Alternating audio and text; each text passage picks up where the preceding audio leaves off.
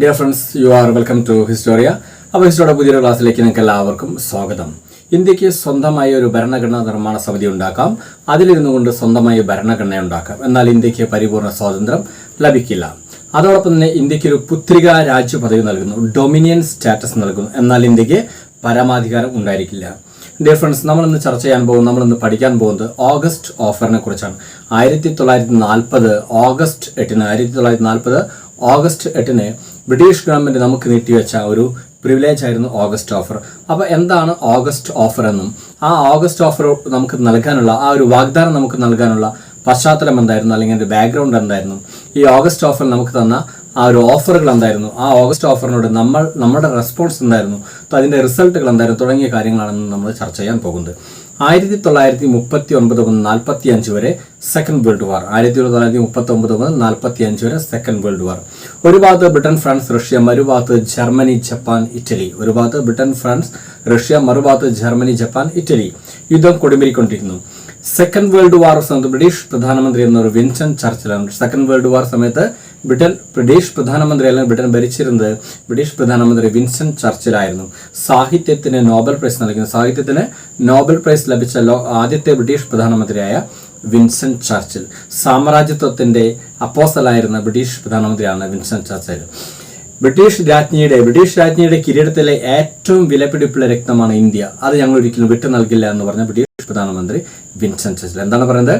British രാജ്ഞിയുടെ കിരീടത്തിലെ ഏറ്റവും വിലപിടിപ്പുള്ള രക്തമാണ് ഇന്ത്യ, അതൊരിക്കലും ഞങ്ങൾ വിട്ടു നൽകില്ല എന്ന് പറഞ്ഞ സാമ്രാജ്യത്വവാദത്തിന്റെ അപ്പോസ്റ്റലായ ബ്രിട്ടീഷ് പ്രധാനമന്ത്രിയാണ് വിൻസ്റ്റൺ ചർച്ചിൽ. ഇദ്ദേഹമായിരുന്നു സെക്കൻഡ് വേൾഡ് വാർ സമയത്ത് ബ്രിട്ടൻ ഭരിച്ചിരുന്നത്. ഒരു ഭാഗത്ത് ബ്രിട്ടൻ, ഫ്രാൻസ്, റഷ്യ എന്ന് പറഞ്ഞു, മറുഭാഗത്ത് ജർമ്മനി, ജപ്പാൻ, ഇറ്റലി എന്ന് പറഞ്ഞു. അമേരിക്ക ഫസ്റ്റ് വേൾഡ് വാറും സെക്കൻഡ് വേൾഡ് വാറും ആദ്യം പങ്കെടുക്കുന്നില്ല. സെക്കൻഡ് വേൾഡ് വാറിൽ Britain, France, Russia, Germany, Japan, ഇറ്റലിയോട് പരാജയപ്പെട്ടുകൊണ്ടേയിരിക്കുന്നു. ഫ്രാൻസ് പരിപൂർണമായി ജർമ്മനിക്ക് കീഴടങ്ങി. അടുത്തത് ജർമ്മനിയുടെ അടുത്ത ലക്ഷ്യം ബ്രിട്ടനാണ്. ബ്രിട്ടൻ വളരെ പരിങ്ങലുന്ന ഒരു അവസ്ഥയാണ്. കാരണം അലയൻസ് ആയിട്ടുണ്ടായിരുന്നു. ഒന്ന് റഷ്യ പരിപൂർണമായും പരാജയപ്പെടുന്ന ഒരു അവസ്ഥയിലേക്കാണ് പോകുന്നത്. അദ്ദേഹം ഫ്രാൻസ് പരിപൂർണമായും പരാജയപ്പെട്ടിരിക്കുന്നു. ഇനി അടുത്ത ജർമ്മനിയുടെ ലക്ഷ്യം എന്ന് പറയുന്നത് ബ്രിട്ടനാണ്. അതുകൊണ്ട് തന്നെ ബ്രിട്ടന് വളരെ വലിയ ഒരു സപ്പോർട്ട് ഇന്ത്യയിൽ നിന്ന് വളരെ ആവശ്യമായിരുന്നു. കാരണം ഇന്ത്യയിലാണ് സാമ്രാജ്യത്തിനെതിരെയുള്ള സ്വാതന്ത്ര്യ സമരം ശക്തമായിക്കൊണ്ടിരിക്കുന്ന കാലഘട്ടമാണ്. അതേസമയം ഇവിടെ യുദ്ധത്തിൽ നമ്മൾ ഈ ശത്രു രാജ്യങ്ങളെ ഹാൻഡിൽ ചെയ്യും. അതുകൊണ്ട് തന്നെ ബ്രിട്ടൻ വളരെ സമ്മർദ്ദത്തിലായിരുന്നു. അതുകൊണ്ട് ബ്രിട്ടന് ഇന്ത്യയിൽ നിന്ന് വളരെ വലിയ ഒരു സപ്പോർട്ട് ആവശ്യമായിരുന്നു. ഇതേ സമയം തന്നെ ബ്രിട്ടീഷ് ഗവൺമെന്റ് ഇന്ത്യയിലേക്ക് വന്ന് ഇന്ത്യയുടെ സഹായം ആവശ്യപ്പെടുകയാണ് ചെയ്തു. കാരണം ബ്രിട്ടൻ പറയുന്നത് സെക്കൻഡ് വേൾഡ് വാറിൽ നിങ്ങൾ ഞങ്ങളെ സഹായിക്കണം. സഹായിച്ചതിന് ശേഷം ആഫ്റ്റർ ദി വാർ, യുദ്ധം അവസാനിച്ച ശേഷം യുദ്ധം വിജയിച്ചു കഴിഞ്ഞാൽ നിങ്ങൾക്ക് ഡൊമിനിയൻ സ്റ്റാറ്റസ് നൽകാമെന്നാണ് ബ്രിട്ടീഷ് ഗവൺമെന്റ് നമുക്ക് വാഗ്ദാനം നൽകുന്നത്. ഈ വാഗ്ദാനം വരുന്നതിന് മുന്നേ തന്നെ നമ്മുടെ ഇന്ത്യൻ നാഷണൽ കോൺഗ്രസ് അവരുടെ ഡിമാൻഡുകൾ ഒന്ന് സോഫ്റ്റ് ചെയ്യുന്നത്. എന്താ കാരണം വെച്ചാൽ ഇന്ത്യൻ നാഷണൽ കോൺഗ്രസ് അവരുടെ ഡിമാൻഡ് പരിപൂർണ്ണ സ്വാതന്ത്ര്യം എന്ന ആ ഡിമാൻഡ് ഒന്ന് സോഫ്റ്റ് ചെയ്യുന്നത്. കാരണം പറയുന്നത് യുദ്ധത്തിൽ ഞങ്ങൾ നിങ്ങളോടൊപ്പം കോപ്പറേറ്റ് ചെയ്യും, പകരം നിങ്ങൾ എന്ത് ചെയ്യണം, if transfer power to India, ഇന്ത്യക്ക് നിങ്ങൾ അധികാരം കൈമാറുകയാണെങ്കിൽ ഞങ്ങൾ നിങ്ങളോടൊപ്പം യുദ്ധത്തിന് സഹായിക്കാമെന്നാണ് ഇന്ത്യൻ നാഷണൽ കോൺഗ്രസിന്റെ ഡിമാൻഡ്. കാരണം ഒന്നാം ലോക മഹായുദ്ധത്തിൽ ബ്രിട്ടൻ നമുക്ക് വളരെ വലിയ ഒരു വാഗ്ദാനം നൽകിയിരുന്നു. എന്തായിരുന്നു വാഗ്ദാനം? ഒന്നാം ലോക മഹായുദ്ധത്തിൽ ബ്രിട്ടൻ നൽകിയ വാഗ്ദാനം എന്തായിരുന്നു? യൂറോപ്പിൽ സാമ്രാജ്യത്തിനെതിരെ യുദ്ധം നടക്കുകയാണ്. ആ യുദ്ധത്തിൽ നിങ്ങൾ ഞങ്ങളെ സഹായിക്കണം. യുദ്ധം വിജയിച്ച് തിരിച്ചു വന്നാൽ നിങ്ങൾക്ക് സ്വാതന്ത്ര്യം നൽകാം എന്നാണ് ബ്രിട്ടൻ ഒന്നാം ലോക മഹായുദ്ധം നൽകിയത്. ഇന്ത്യയിലെ മിക്കവാറും എല്ലാവരും ഏകദേശം 1,00,000-ഓളം ആളുകൾ, 80,000-നും 1,00,000-നും യുദ്ധത്തിൽ പങ്കെടുക്കുകയും ഫസ്റ്റ് വേൾഡ് വാറിൽ 1,00,000-ഓളം അടുക്കെയുള്ള ഇന്ത്യക്കാർ യുദ്ധത്തിൽ മരിച്ചു വീഴുകയും ചെയ്തു. ബ്രിട്ടന്റെ ഭാഗത്ത് അമേരിക്കയോടുകൂടി first world war Britain, France, Russia, America വിജയിക്കുന്നു. പക്ഷേ തിരിച്ചു വന്ന് നമുക്ക് സ്വാതന്ത്ര്യം നൽകുന്നില്ല. അപ്പോൾ ഇങ്ങനെ ഒരു ഡാസ്ലിംഗ് പ്രോമിസ് നമുക്ക് തന്ന് നമ്മളെ പറ്റിച്ചൊരു അനുഭവം കൂടി നമുക്കുണ്ട്. അതുകൊണ്ട് തന്നെ സെക്കൻഡ് വേൾഡ് വാറിൽ നമ്മൾ യുദ്ധത്തിൽ കോപ്പറേറ്റ് ചെയ്യാൻ നമ്മൾ ഡിമാൻഡ് അങ്ങോട്ട് വയ്ക്കും. ഇന്ത്യൻ നാഷണൽ കോൺഗ്രസ് ഡിമാൻഡ് വയ്ക്കും. ആ ഡിമാൻഡാണ് ട്രാൻസ്ഫർ പവർ ടു ഇന്ത്യ. ഇന്ത്യക്ക് അധികാരം കൈമാറാൻ നിങ്ങൾ തയ്യാറാണെങ്കിൽ ഞങ്ങൾ യുദ്ധത്തിൽ നിങ്ങളോട് സഹായിക്കാനും തയ്യാറാണെന്ന ഡിമാൻഡ് ഇന്ത്യൻ നാഷണൽ കോൺഗ്രസ് അങ്ങോട്ട് വയ്ക്കും. ഇതിന്റെ മറുപടി എന്തായിരുന്നു വെച്ചാൽ ബ്രിട്ടീഷ് ഗവൺമെന്റ് നമ്മൾ ഇന്ത്യൻ നാഷണൽ കോൺഗ്രസിന്റെ ഈ ഒരു ഡിമാൻഡിന് ബ്രിട്ടീഷ് ഗവൺമെന്റ് നൽകിയ മറുപടി അന്നത്തെ ഇന്ത്യയിലെ വൈസ്രോയ ലോർഡ് ലില്ലിംഗ്ടൺ, മറക്കരുത് അന്ന് ബ്രിട്ടൻ ഭരിച്ചിരുന്നത് പ്രധാനമന്ത്രി വിൻസ്റ്റൺ ചർച്ചിലാണ്. അന്നത്തെ ഇന്ത്യയിലെ ബ്രിട്ടീഷ് വൈസ്രോയ് എന്ന ലോർഡ് ലില്ലിംഗ്ടൺ സിംലയിൽ വെച്ച് 1940 ഓഗസ്റ്റ് 8 സിംലയിൽ വെച്ച് ഈ ബ്രിട്ടീഷ് വൈസ്രോയ് ലോർഡ് ലില്ലിംഗ്ടൺ ഒരു പ്രസ്താവന ഇറക്കി. ഈ പ്രസ്താവനയാണ് ഓഗസ്റ്റ് ഓഫർ എന്ന അവർക്ക് നമ്മളോട് പറയാനുണ്ടായിരുന്ന അവരുടെ മറുപടി എന്ന് പറയുന്നത്. 1940 ഡേറ്റ് മറക്കരുത്, ഓഗസ്റ്റ് 8 സിംലയിൽ വെച്ച് അന്നത്തെ വൈസ്രോയ് ലോർഡ് ലില്ലിംഗ്ടൺ ഒരു സ്റ്റേറ്റ്മെന്റ് പ്രഖ്യാപിച്ചു. ആ സ്റ്റേറ്റ്മെന്റ് ആണ് ഓഗസ്റ്റ് ഓഫർ എന്നറിയപ്പെടുന്നു. ഇന്ത്യൻ നാഷണൽ കോൺഗ്രസ് വെച്ച ഡിമാൻഡിനോട് അവർക്കുണ്ടായിരുന്ന മറുപടിയാണ് ഈ സ്റ്റേറ്റ്മെന്റ്. ഈ സ്റ്റേറ്റ്മെന്റിനെ നമ്മൾ ഓഗസ്റ്റ് ഓഫർ എന്ന് പറയുന്നത്. ക്ലിയർ ആയിരിക്കുമല്ലോ. അപ്പോൾ ഇതാണ് ഓഗസ്റ്റ് ഓഫർ എന്ന ഒരു ഓഫർ, ഒരു വാഗ്ദാനം ബ്രിട്ടൻ നമുക്ക് നൽകാനുള്ള ഒരു ബാക്ക്ഗ്രൗണ്ട് എന്ന് പറയുന്നത് ഇതാണ്. അപ്പോൾ 1940 ഓഗസ്റ്റ് 8 സിംലയിൽ വെച്ച് ലോർഡ് ലില്ലിംഗ്ടൺ, അന്നത്തെ വൈസ് ലോർഡ് ലില്ലിംഗ്ടൺ നൽകിയ ആ പ്രസ്താവന, ആ സ്റ്റേറ്റ്മെന്റ്, ആ ഓഫറാണ് നമ്മൾ ഓഗസ്റ്റ് ഓഫർ എന്ന് പറയുന്നത്. ഇനി ഈ ഓഗസ്റ്റ് ഓഫർ, ഇതിന് ബാക്ക്ഗ്രൗണ്ട് എന്ന് പറഞ്ഞ ഓഗസ്റ്റ് ഓഫർ ഉണ്ടാവുന്ന സാഹചര്യമാണ് ഞാൻ ഈ പറഞ്ഞ സെക്കൻഡ് വേൾഡ് വാറുമായി ബന്ധപ്പെട്ട കാര്യങ്ങൾ. ഇനി ഓഗസ്റ്റ് ഓഫറിലെ പ്രധാനപ്പെട്ട നിർദ്ദേശങ്ങൾ എന്താണെന്ന് നമുക്ക്. ഒന്ന്, expansion of viceroy's executive council and including more Indians to it എന്നാണ് പറയുന്നത്. ഒന്ന്, expansion of viceroy's executive council and including more Indians എന്നാണ്. വൈസ്രോയുടെ എക്സിക്യൂട്ടീവ് കൗൺസിൽ ഒന്ന് വികസിപ്പിക്കാം. വൈസ്രോയുടെ എക്സിക്യൂട്ടീവ് കൗൺസിൽ ഒന്ന് വളരെ വികസിപ്പിക്കാം. അതിൽ ഇന്ത്യക്കാരെ എണ്ണം ഉൾപ്പെടുത്താം, ഇന്ത്യക്കാരുടെ എണ്ണം കൂടുതൽ ഉൾപ്പെടുത്താം. വൈസ്രോയുടെ എക്സിക്യൂട്ടീവ് കൗൺസിൽ ഒന്നുകൂടി വികസിപ്പിക്കുകയും ഇന്ത്യക്കാരെ അതിലേക്ക് കൂടുതൽ ഉൾപ്പെടുത്താമെന്നായിരുന്നു ഒന്നാമത്തെ ഒരു ഡിമാൻഡ്. അപ്പോൾ ഒന്നാമത്തെ ഡിമാൻഡ് ആയിരുന്നു, ഒന്നാമത്തെ ഓഫർ ഇതായിരുന്നു, ഡിമാൻഡ് അല്ല, ഓഫർ ആയിരുന്നത്. രണ്ടാമത്തെ ഓഫർ എന്ന് പറയുന്നത് formation and advisory war council giving priority minorities voice എന്നാ പറയുന്നത്. എന്താണ് പറയുന്നത്? formation of an advisory council giving priority to minority voice എന്ന് വെച്ചാൽ മുസ്ലിങ്ങളെ പ്രീണിപ്പിക്കാനാണ് അവർ പറയുന്നത്. ഒരു വാർ അഡ്വൈസറി കൗൺസിൽ, ഒരു യുദ്ധ ഉപദേശക സമിതി രൂപീകരിക്കാം. ആ യുദ്ധ ഉപദേശക സമിതിയിൽ മൈനോറിറ്റി ക്ലാസ് എന്ന് വെച്ചാൽ പ്രത്യേകിച്ചും മുസ്ലിങ്ങൾക്ക് അവരുടെ അഭിപ്രായങ്ങൾക്ക് പ്രിവിലേജ് നൽകിക്കൊണ്ട്, അല്ലെങ്കിൽ അവരുടെ അഭിപ്രായങ്ങൾക്ക് മുൻതൂക്കം നൽകിക്കൊണ്ട് ഒരു വാർ അഡ്വൈസറി കൗൺസിൽ രൂപീകരിക്കാമെന്നാണ് അവർ പറഞ്ഞത്. ആരെ പ്രണയിപ്പിക്കാമെന്ന്? മുസ്ലിങ്ങളെ പ്രണയിപ്പിക്കാമെന്ന് അവർ അങ്ങനെ പറഞ്ഞത്. ഒരു വാർ കൗൺസിൽ ഉണ്ടാക്കുന്നു, അഡ്വൈസറി ഉപദേശക സമിതി ഉണ്ടാക്കുന്നു. അതിൽ ന്യൂനപക്ഷങ്ങളുടെ വോയിസ്, അവരുടെ വാക്കുകൾക്ക്, അവരുടെ ശബ്ദത്തിന് കൂടുതൽ പ്രാധാന്യം നൽകിക്കൊണ്ടൊരു വാർ കൗൺസിൽ ഉണ്ടാക്കാമെന്നായിരുന്നു രണ്ടാമത്തെ ഓഫർ.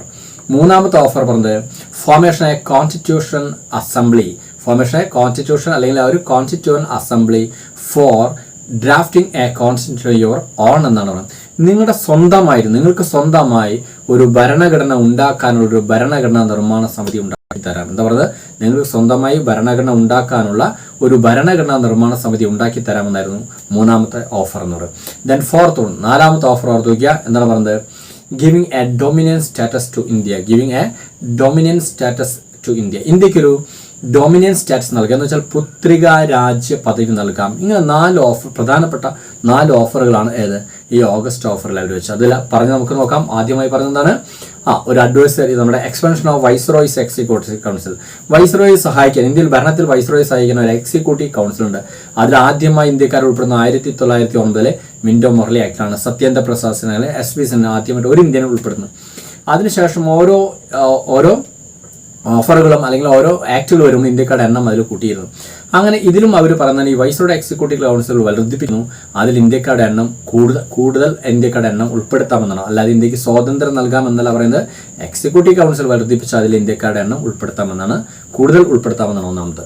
രണ്ടാമത് പറയുന്നത് യുദ്ധത്തിൽ നിങ്ങൾ പങ്കെടുക്കണം. അപ്പോൾ യുദ്ധത്തിൽ പങ്കെടുത്തു കഴിഞ്ഞാൽ അതിനൊരു വാർ അഡ്വൈസറി കൗൺസിൽ ഉണ്ടാക്കാം, ഒരു ഉപദേശക സമിതി ഉണ്ടാക്കാം. അതിൽ ആർക്കും പങ്കാളിത്തം നൽകാം, ഇന്ത്യക്കാർക്കും പങ്കാളിത്തം നൽകാം. അതിനോടൊപ്പം തന്നെ ന്യൂനപക്ഷങ്ങളുടെ അഭിപ്രായങ്ങൾ പ്രാധാന്യം നൽകിക്കൊണ്ടുള്ള ഒരു ഉപദേശക സമിതി ഉണ്ടാക്കാമെന്നാണ് രണ്ടാമത് പറഞ്ഞത്.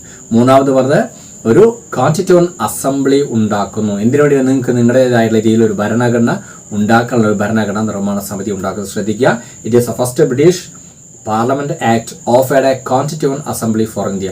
ഇന്ത്യക്ക് ഒരു ഭരണഘടനാ നിർമ്മാണ സമിതി ആദ്യമായി ഓഫർ ചെയ്ത ബ്രിട്ടീഷ് ഗവൺമെന്റ് ആക്ട് ആണ് ഓഗസ്റ്റ് ഓഫർ. ഒരിക്കലും ക്യാബിനറ്റ് മിഷൻ അല്ല. ശ്രദ്ധിക്കുക, ക്യാബിനറ്റ് മിഷനാണെന്ന് പലപ്പോഴും ധരിക്കുകയാണ്. ക്യാബിനറ്റ് മിഷന്റെ ശുപാർശ പ്രകാരമാണ് നമ്മൾ ഭരണഘടനാ നിർമ്മാണ സമിതി ഉണ്ടാക്കുന്നത്. 1946 ഡിസംബർ 6 ഭരണഘടനാ നിർമ്മാണ സമിതി 1946 ഡിസംബർ 6 നമ്മൾ ഭരണഘടനാ നിർമ്മാണ സമിതി ഉണ്ടാക്കുന്നത്. അത് ക്യാബിനറ്റ് മിഷന്റെ നിർദ്ദേശപ്രകാരമാണ്. പക്ഷേ ഇന്ത്യക്കൊരു ഭരണഘടനാ നിർമ്മാണ സമിതി ആദ്യമായി ഓഫർ ചെയ്ത ബ്രിട്ടീഷ് പാർലമെന്റ് ആക്ട് ആണ് ഓഗസ്റ്റ് ഓഫർ എന്ന് മറക്കണ്ട. അപ്പോൾ അവരതിൽ പറഞ്ഞു മൂന്നാമത്തെ ഒരു ഓഫർ എന്ന് പറയുന്നത് ഇന്ത്യക്ക് സ്വന്തമായി ഒരു ഭരണഘടന ഉണ്ടാക്കാനുള്ള ഒരു ഭരണഘടനാ നിർമ്മാണ സമിതി ഉണ്ടാക്കാം എന്നാണ് പറയുന്നത്. ശ്രദ്ധിക്കുക, നമുക്ക് ഇന്ത്യക്ക് സ്വാതന്ത്ര്യം നൽകുന്നില്ല, ഇന്ത്യക്ക് സ്വാതന്ത്ര്യം നൽകാൻ ഒരിക്കലും തയ്യാറല്ല, ഇന്ത്യക്ക് ഒരു സ്വാതന്ത്ര്യം നൽകുന്നുമില്ല. എന്നാലും നിങ്ങൾക്ക് എന്തുണ്ടാക്കാം, ഭരണഘടന ഉണ്ടാക്കാം. നമുക്ക് സ്വാതന്ത്ര്യം കിട്ടാതെ, പരമാധികാരം കിട്ടാതെ, സ്വാതന്ത്ര്യം കിട്ടാതെ, സ്വന്തമായ ഒരു ഗവൺമെൻറ് ഇല്ലാതെ നമുക്കൊരു ഭരണഘടന കിട്ടിയിട്ട് എന്താണ് കാര്യം? അതുകൊണ്ട് ഇത് നമ്മൾ റിജക്ട് ചെയ്യണം. ഇതിന് നാലാമത് വരുന്ന ഒരു ഓഫർ ഒന്ന് നോക്കി, dominion status, giving to dominion status to India. ഇന്ത്യക്ക് പുത്രികാ രാജ്യ പദവി നൽകുക. എന്താണ് ഈ ഡൊമിനിയൻ സ്റ്റാറ്റസ് അല്ലെങ്കിൽ പുത്രികാ രാജ്യ പദവി? പുത്രികാ രാജ്യ പദവി എന്ന് പറഞ്ഞാൽ നമുക്ക് രാഷ്ട്ര പദവി നൽകുന്നു. India is a country, India is my country, India is our country. India എൻ്റെ രാഷ്ട്രമാണ്, അല്ലെങ്കിൽ ഇന്ത്യ ഒരു രാഷ്ട്രമാണ്, ഇന്ത്യ നമ്മുടെ രാഷ്ട്രമാണ് എന്ന് പറയാം. അപ്പോൾ ഇന്ത്യക്ക് രാഷ്ട്രം എന്ന ഒരു പദവി ഉണ്ടാകുന്നു. എന്നാൽ എന്തില്ല, പരമാധികാരമില്ല, സ്വന്തമായിട്ട് ഭരണഘടന ഇല്ല, സ്വന്തമായിട്ട് ഡിഫൻസ് ഇല്ല, സ്വന്തമായിട്ട് ഗവൺമെന്റ് ഇല്ല, സ്വന്തമായിട്ട് കറൻസി ഇല്ല, ഇതൊന്നുമില്ല. എന്നാൽ നമുക്ക് എന്താ പറയാം, ഇന്ത്യ ഒരു രാഷ്ട്രമാണെന്ന് എന്ന് വെച്ചാൽ അധ്യാപക പദവി നൽകുന്നു, എന്നാൽ നിങ്ങൾക്ക് ക്ലാസ് എടുക്കാൻ അധികാരമില്ല. നിങ്ങൾക്ക് ടീച്ചർ പദവി നൽകുന്നു, എന്നാൽ നിങ്ങൾക്ക് ക്ലാസ് എടുക്കാൻ പറ്റില്ല. ഇതേപോലെ തന്നെ നിങ്ങൾക്ക് ഡൊമിനിയൻ സ്റ്റാറ്റസ് നൽകുന്നു, നിങ്ങൾക്ക് രാഷ്ട്ര പദവി നൽകുന്നു, എന്നാൽ എന്താണ്, രാഷ്ട്രത്തിന്റെ എസെൻഷ്യൽ പാർട്ടായ ഗവൺമെന്റ് ഉണ്ടായിരിക്കില്ല, പരമാധികാരം ഉണ്ടായിരിക്കില്ല, സ്വാതന്ത്ര്യം ഉണ്ടായിരിക്കില്ല. ഇതൊന്നും ഇല്ലാതെ പിന്നെ നമുക്ക് ഈ രാഷ്ട്ര പദവി കിട്ടിയിട്ട് എന്ത് കാര്യം? അപ്പോൾ അതുകൊണ്ട് ഈ 4 ഓഫറുകൾ നമുക്ക് ഒരു കാരണവശാലും സ്വീകരിക്കാൻ പറ്റാത്ത ഓഫറുകളായിരുന്നു. അതുകൊണ്ട് തന്നെ ഓൾ പാർട്ടി കോൺഫറൻസിലും അതോടൊപ്പം ഇന്ത്യൻ നാഷണൽ കോൺഗ്രസും ടോട്ടലി ഈ ഓഗസ്റ്റ് ഓഫർ നമ്മൾ നിരസിക്കുകയാണ് ചെയ്യുന്നത്.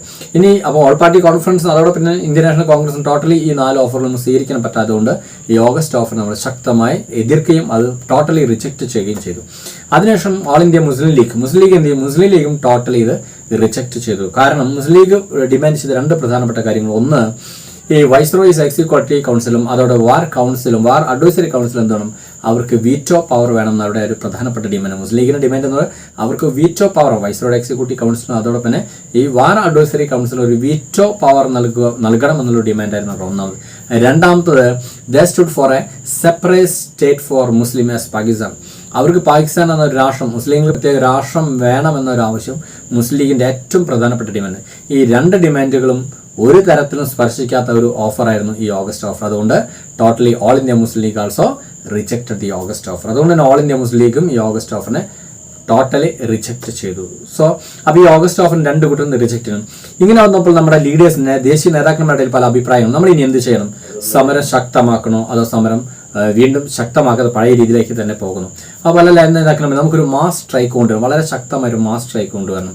പക്ഷേ ഗാന്ധിജി അതിനെതിർത്തു. ഗാന്ധിജി പറഞ്ഞൊരു വളരെ ശക്തമായൊരു മാസ് സ്ട്രൈക്ക് കൊണ്ടുവന്നത് വയലൻസിലേക്ക് നയിക്കും. അതുകൊണ്ട് അത് നമുക്കൊരിക്കലും വേണ്ട. അതുകൊണ്ട് നമുക്ക് എന്ത് ചെയ്യും? ഇൻഡിവിജ്വൽ സത്യാഗ്രഹ, എന്താണ്, നോൺ വയലൻസ്, അഹിംസയുടെയും സഹിഷ്ണുതയും അതിലൊരു ഇൻഡിവിജ്വൽ സത്യാഗ്രഹം ആരംഭിക്കാമെന്നാണ് ഗാന്ധിയുടെ നിർദ്ദേശം.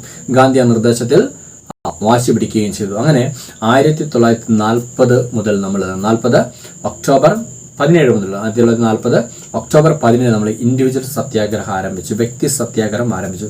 ഈ വ്യക്തി സത്യാഗ്രഹത്തിന് ആദ്യമായി ഗാന്ധിജി തിരഞ്ഞെടുത്തത് നമ്മുടെ ഭൂദാന പ്രസ്ഥാനത്തിന് പിതാവായ വിനോബാ ഭാവെയാണ്. ഭൂദാന പ്രസ്ഥാനത്തിന് പിതാവായ വിനോബാ ഭാവെയാണ് ഗാന്ധിജി ആദ്യമായി തിരഞ്ഞെടുത്തത്. അതിനുശേഷം നെഹ്റുവിനെയും തിരഞ്ഞെടുക്കുന്നു.